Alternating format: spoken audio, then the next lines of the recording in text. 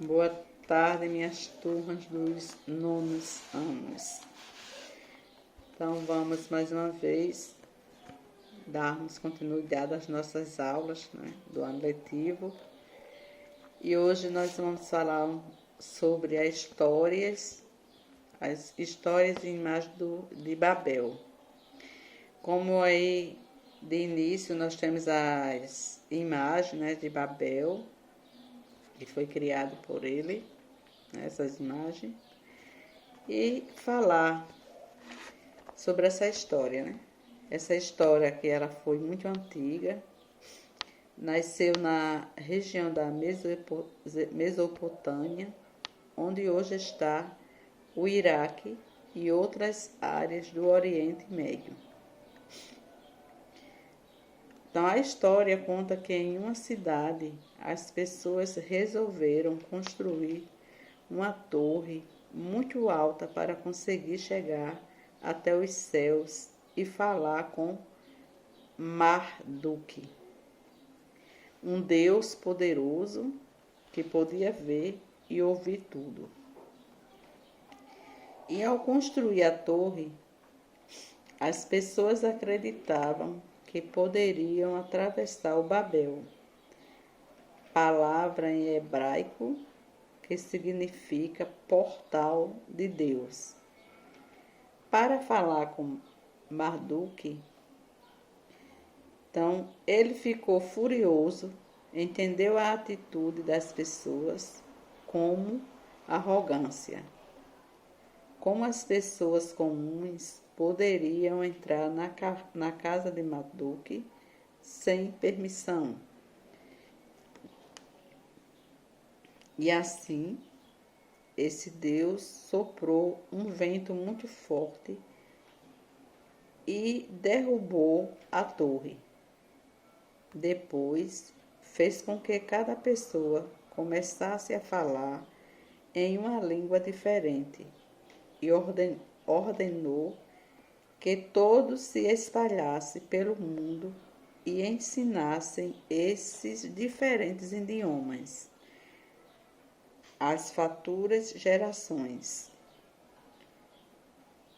Marduk concluiu que, ao falar tantas línguas diferentes, as pessoas não poderiam mais se unir para construir a torre novamente. E pela dificuldade de comunicação. É por essa razão, para quem acredita na história, que as pessoas falam línguas diferentes em muitas regiões do planeta.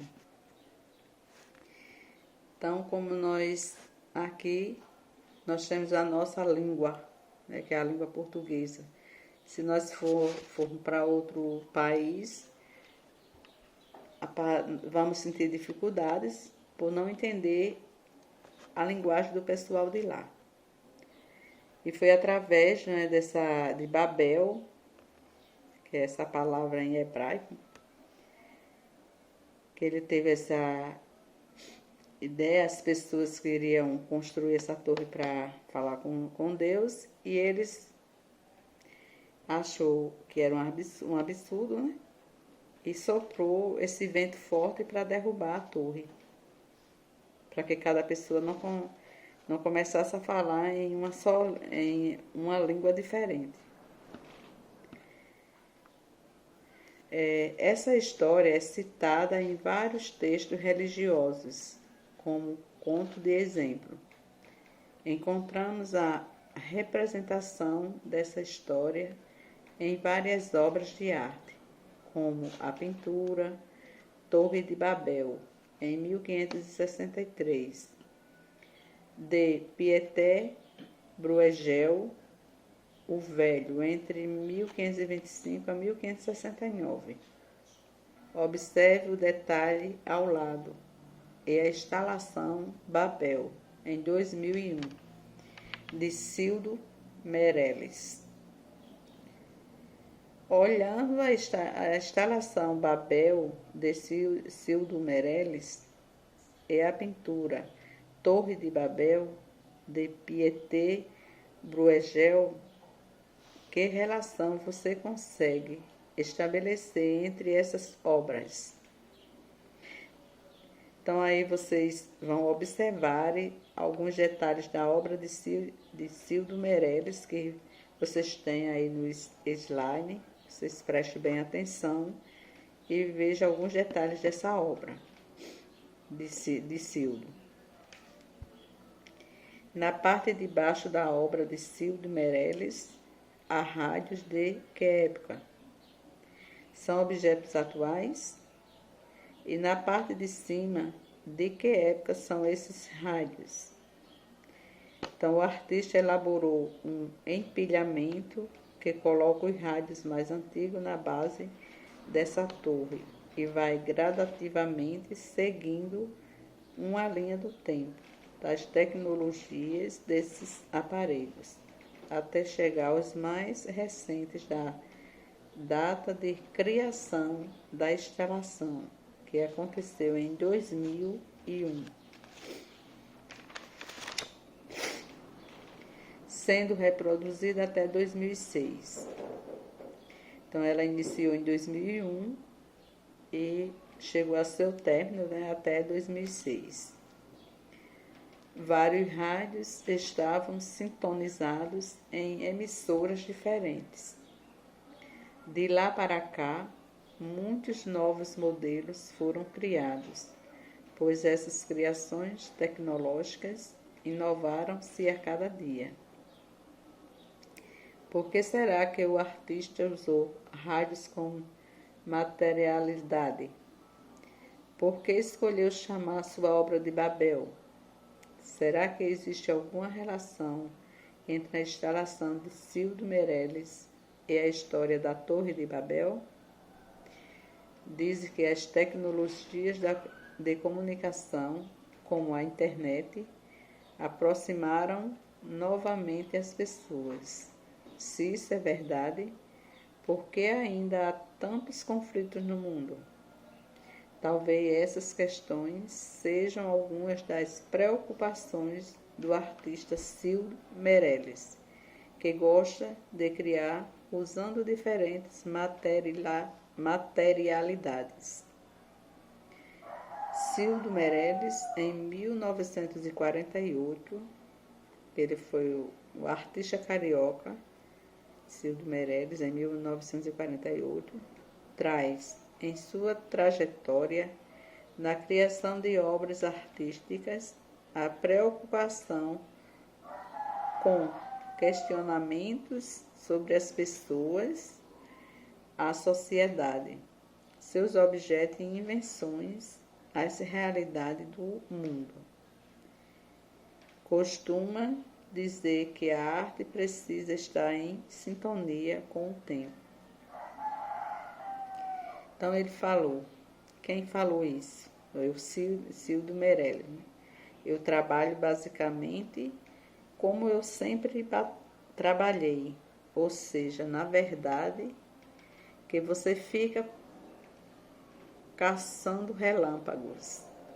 É o primeiro momento de qualquer fato que desperte a atenção, te emocione, te intrigue, que é indefinido, que não tem contornos, quer dizer, volta e meia, você está se deparando com essa situação.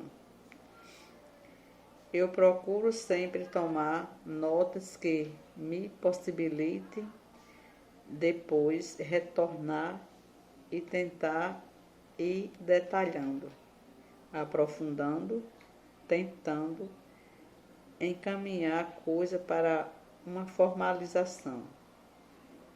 Eu não consigo me inserir em um método. Agora acho que cada peça tem uma espécie de biografia, tem uma origem, mais ou menos o que foi que deflagrou. Eu acho que um dos fascínios de uma obra de arte plástica é ela te permitir, assim, uma empatia instantânea em segundos você pode ser tomado, quer dizer, ela tem que te sequestrar, mesmo que seja por milionésimo de segundos. Ela tem que tirar o espectador daquele lugar, daquele tempo. Acho que a história da arte é cíclica. Mesmo no momento, eu acho que a arte brasileira é sobretudo plural, o que é maravilhoso, porque uma cena hegemônica é sempre pobre.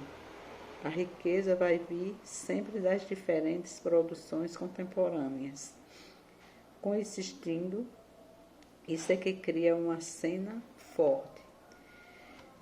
Nós temos aí, como vocês têm aí vários, essa Torre de Babel, né, que é de Pieter Bruegel, o Velho, Christian de 1563, que ela foi pintada a óleo sobre painel de madeira, com 114 centímetros vezes 155 centímetros, que é a Torre de Babel, que foi criada de Pieter Bruegel. Temos ainda pessoas indo embora por ordem do deus Marduk, em detalhe da pintura, que é a Torre de Babel, de Pieter Bruegel, que é o Velho. Temos também aí os detalhes da instalação de Babel, de Silvio Meirelles, e temos a Babel, que são a instalação de Silvio Meirelles, em 2001 a 2006, na Pinacoteca do Estado de São Paulo. E foi uma estrutura metálica com 900 rádios, 5 metros de altura, vezes 3 centímetros de diâmetro. 3 milímetros de diâmetro. Então, nós falamos hoje sobre histórias e imagens de Babel. Então, vocês vejam essas imagens que estão aí no conteúdo, leiam com bem atenção, para nós, mais na frente, fazer a nossa atividade remota, que é através dessas atividades que vocês vão ser avaliados. Uma boa tarde e até a próxima aula, se Deus quiser.